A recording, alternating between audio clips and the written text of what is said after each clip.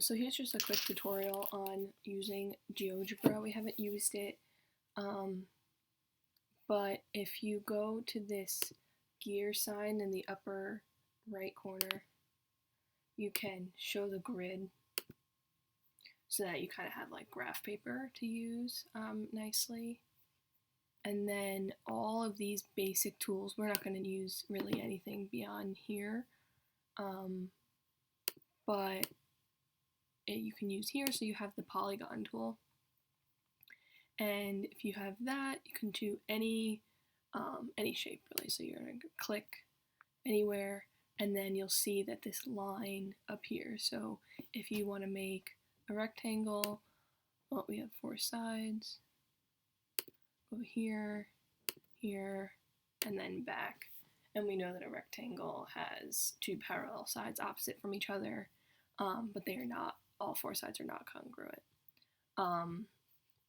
If you want to make a square, well, then each side, let's say we make it 2, now that we've made a square. If you want to make just a line in general, if you want to do it separated, you can still make a polygon from the line segment tool. You just have to click more.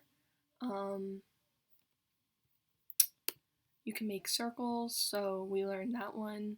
A circle with a center point, so you click and then you drag out, and it doesn't matter where, and you'll then have a circle. So the tricky part about this is that you do have to click in the center, but I believe that if you can change the size of it by clicking here, and if you want to move the circle, move the center, then you can move it that way.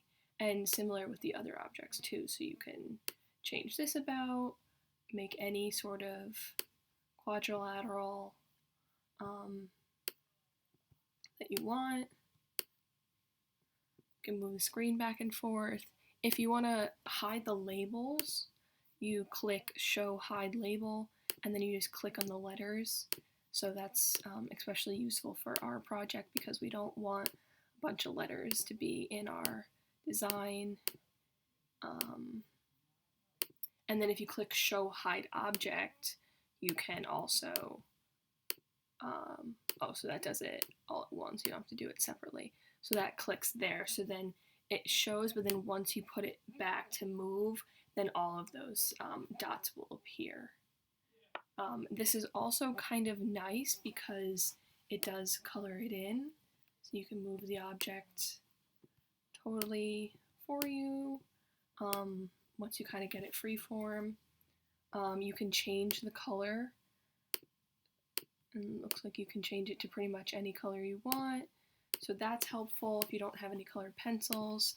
And you can also label it.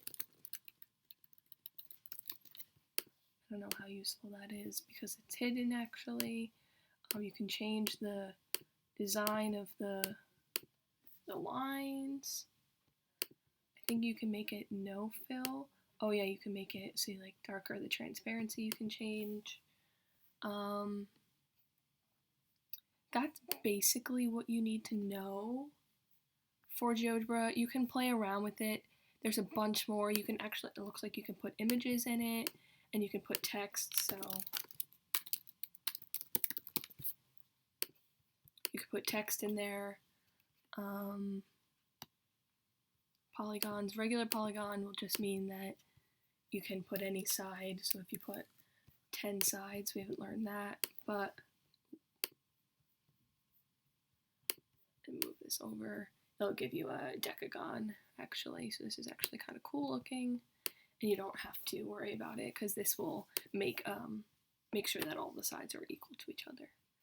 So that is kind of a quick tutorial on Geogebra. Play around with it more, but just so you guys know a little bit about it. You've done Desmos. I think Desmos might be a little bit harder for this project because you have to type in all the coordinates of the points, which is a little bit harder. This you can kind of just freeform draw, and it's nice to have the grid be behind here. You can also show the axes, but I don't think that's that helpful.